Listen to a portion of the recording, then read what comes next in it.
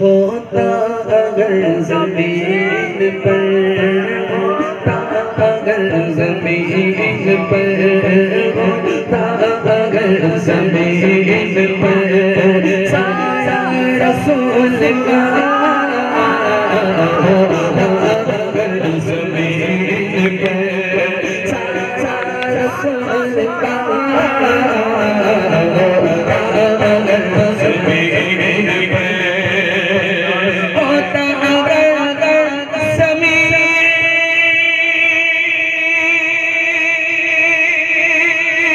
पर साया रसूल का,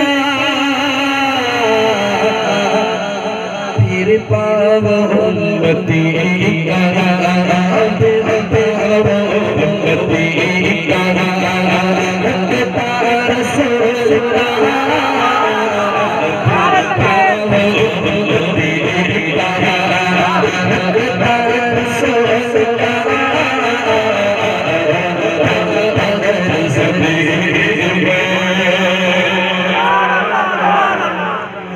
पढ़ते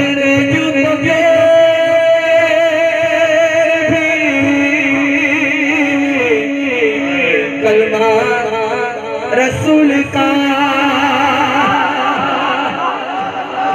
पढ़ते हो ना ला इलाहा इल्लल्लाह मुहम्मदुर रसूलुल्लाह सल्लल्लाहु अलैहि वसल्लम। तो पूछिए उलमा से कि ये कलमा सिर्फ हम सुन्नी लोग नहीं पढ़ रहे, इस कलमे को गैर मजहब वाले भी पढ़ते हैं। ये भी बात ये भी है कि जन्नत हर किसी के लिए नहीं है, जन्नत किसके लिए शायर बताते हैं। अगर समझ जाएंगे तो हाथ उठाकर बोलेंगे सुभान अल्लाह। फरमाते हैं पढ़ते यूं तो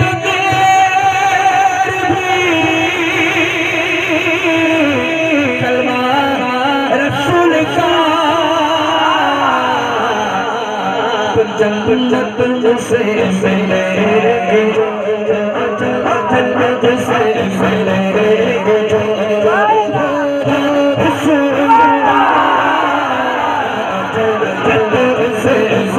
मिलेगी जो,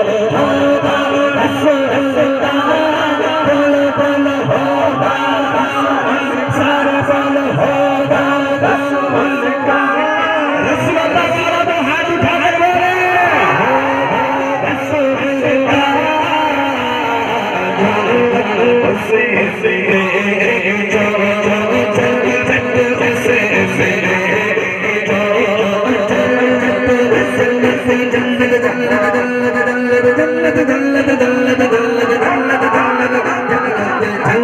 जन्नत से जो,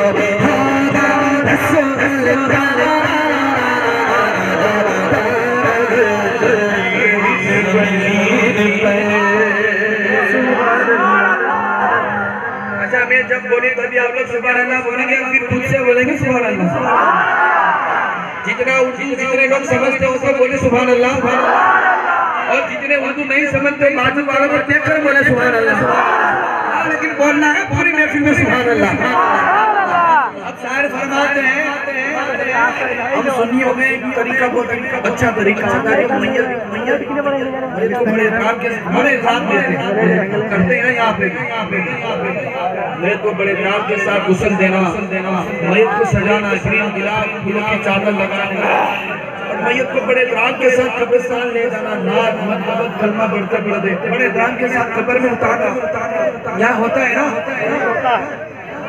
तो इतना सारा एहतराम क्यों होता है? जब दुनिया में जिंदा है तब कोई कदर नहीं, और अब जब दुनिया से जा रहे तो बड़े एहतराम के साथ भेज रहे हैं। क्यों इतना सारा एहतराम?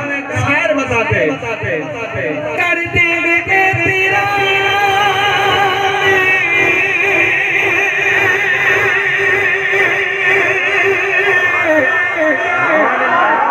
जनाजा का इसलिए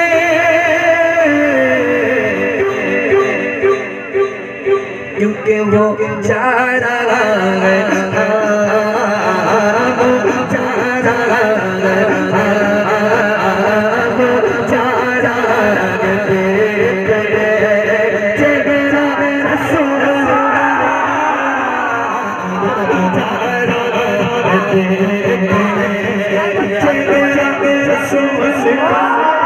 बोलो बोलो चले रंगे रसूल का